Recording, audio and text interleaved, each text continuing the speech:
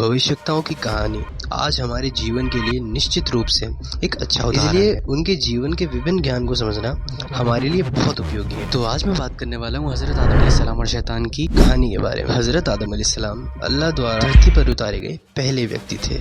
उनके साथ उनकी पत्नी हवा भी थी। आदम कुरान में मज़कूर 25वें पैगंबरों में से एक हैं। विभिन्न इस्लामी विद्वानों के विभिन्न कथाओं के अनुसार अल्लाह सृष्टि के बाद आदम दुनिया बसने के 1000 वर्षों बाद तक जीवित रहे। पैगंबर आदम का उल्लेख कुरान में कई आयतों में किया गया है, जिनमें सूरह अल बकरा कुरान की दूसरी सूरह की 30वीं से 38वीं आयतें और सूरह अल अराफ कुरान की 7वीं सूरह की 11वीं से 25वीं आयतें शामिल। आदम और हवा की संतानें जुड़वा पैदा हुई, यानी हर लड़का एक लड़की के साथ पैदा हुआ। पैगंबर आदम अलैहिस्सलाम रचना के बारे में फरिश्तों को सूचित करते हुए अल्लाह ने फरिश्तों को बताया कि आदम को इंसान के रूप में बनाया जाए और वह अल्लाह का प्रतिनिधि बनेगा जो धरती पर समृद्ध बनाएगा। अल्लाह ने कुरान में इस बातचीत का जिक्र किया। याद करो जब तुम्हारे रब ने फरिश्तों से कहा मुझे धरती पर एक खलीफा स्थापित करना है, तो उन्होंने कहा क्या तुम वहाँ किसी ऐसे व्यक्ति को स्थापित करोगे जो उपद्रव मचाए, खून खराबा करे, जबकि हम तेरी दुआएं पढ़ें और तेरे नाम का आदर करें। और अल्लाह ने कहा मैं वह जानता हूँ जो तुम नहीं जानते। फरिश्तों ने कहा वह ना तो अल्लाह के फैसले से असहमत होने का एक रूप था, न ही आदम की संतान से ईर्ष्या के कारण, और न ही जैसा कि कुछ लोगों की गलतफहमी में सोचा था। अल्लाह ने फरिश्तों का वर्णन ऐसे लोगों के रूप में किया है जो अल्लाह से पहले बात नहीं करते, यानी वे अल्लाह की अनुमति के बिना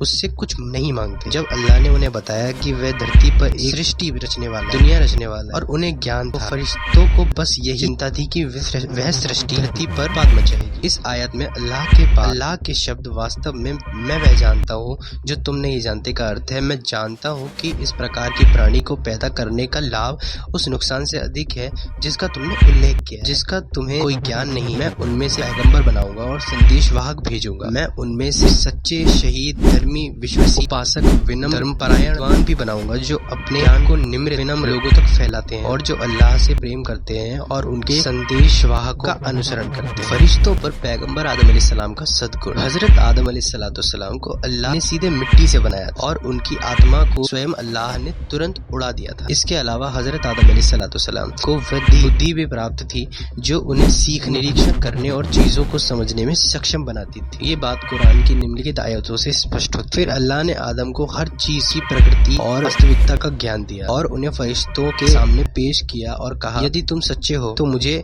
इनके नाम बताओ। और उन्होंने कहा हे अल्लाह, हमको तो बस वही ज्ञान है जो तूने हमें सिखाया है, निसंदेह तू ही सर्वज्ञ तत्वदर्शी है। फिर अल्लाह ने कहा हे आदम, उन्हें उनके नाम बताओ। जब उन्होंने उन्हें उनके नाम बता दिए तो अल्लाह ने कहा क्या मैंने तुमसे नहीं कहा था कि मैं आकाशों और धरती की गुप्त बातों को जानता हूँ। मैं जानता हूँ कि तुम क्या प्रकट करते हो और क्या छुपाते। अल्लाह ने आदम की खूबियों को फरिश्तों से ऊपर बताया है क्योंकि उसने आदम को फरिश्तों के बजाय हर चीज नाम ज्ञान सिखाया, यानी वे नाम लोग इस्तेमाल करते थे जैसे इंसान, जानवर, आसमान, जमीन, समर, यहाँ तक कि दूसरी प्रजातियों के नाम भी। ये फरिश्तों द्वारा आदम को सजदा करने के बाद हुआ। ये चर्चा केवल आदम के स्थान के महत्व को दर्शाने के लिए आगे बढ़ती है। और जब फरिश्तों ने खलीफा के निर्माण के बारे में पूछा तो उनके पास ज्ञान होने के बारे में ये ज्ञान में आदम की फरिश्तों पर श्रेणीता को बढ़ाता है, दर्शाता है। हजरत आदम अलैहिस्सलाम बहुत लंबे थे। अपनी रचना के समय आदम बहुत लंबे थे जैसा कि निम्नलिखित हदीस से स्पष्ट है। अबू हुरैरा से रिवायत है पैगंबर सल्लल्लाहु अलैहि वसल्लम ने कहा अल्लाह ने आदम को पैदा किया, उसे 60 हाथ लंबा बनाया। अल बुखारी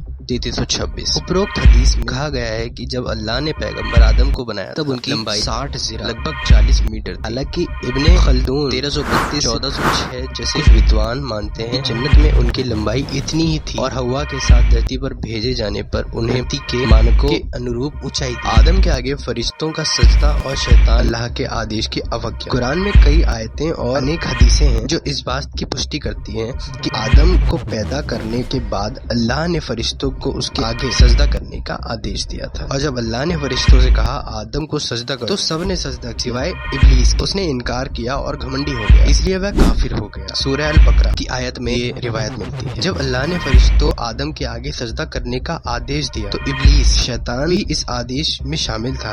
इब्लीस को छोड़कर सभी फरिश्तों ने अल्लाह के आदेश का पालन किया क्योंकि वह बहुत घमंडी था और आदम के आगे सजदा करने से कतरा रहा था। उसने कहा मैं उससे ऊपर हूँ, तूने मुझे आग से पैदा किया और आदम को मिट्टी यानी कीचड़ से बनाया। इस प्रकार इब्लीस का ये घमंड अल्लाह के किसी भी प्राणी द्वारा दी गई पहली अवज्ञा किया। गलती यानी कुकर्म था। शैतान के घमंड और सजदा न करने के कारण अल्लाह उसे जन्नत से निकालकर सजा देता है। शैतान ने अहंकार में आकर अल्लाह की सजा स्वीकार कर ली और उससे सिर्फ यही गुजारिश की कि अल्लाह उसे कयामत के दिन तक के लिए मोहलत अता करे। अल्लाह ने उसकी दुआ कबूल कर ली और शैतान को कयामत के दिन तक के लिए जिंदगी की मोहलत अता कर दी। शैतान अल्लाह की इस मेहरबानी के लिए आजिज नहीं था, बल्कि उसने आदम और उसके संतान को हर दिशा से गुमराह करने और सीधे मार्ग से भटकाने, उन्हें निषिद्ध कार्यों की ओर आकर्षित करने, अल्लाह का आभार न मानने के लिए प्रेरित करने की धमकी। फिर अल्लाह ने शापित इब्लीस से कहा, अपने अनुयायियों के साथ जाओ जो नरक का ईंधन होंगे। तुम मेरे उन सेवकों को गुमराह नहीं कर पाओ जिन्होंने पूरे दिल से मुझ पर विश्वास किया है और दृढ़ विश्वास रखते हैं, जो तुम्हारी अपील से दहाड़ नहीं उठे। शैतान को फरिश्तों की श्रेणी से हटा दिया गया और वह कयामत के दिन तक के लिए अल्लाह का सबसे बड़ा दुश्मन बन गया। ऐसी ही और वीडियोस देखने के लिए मेरे चैनल को सब्सक्राइब करें। Thank you so much to watch my video until the and.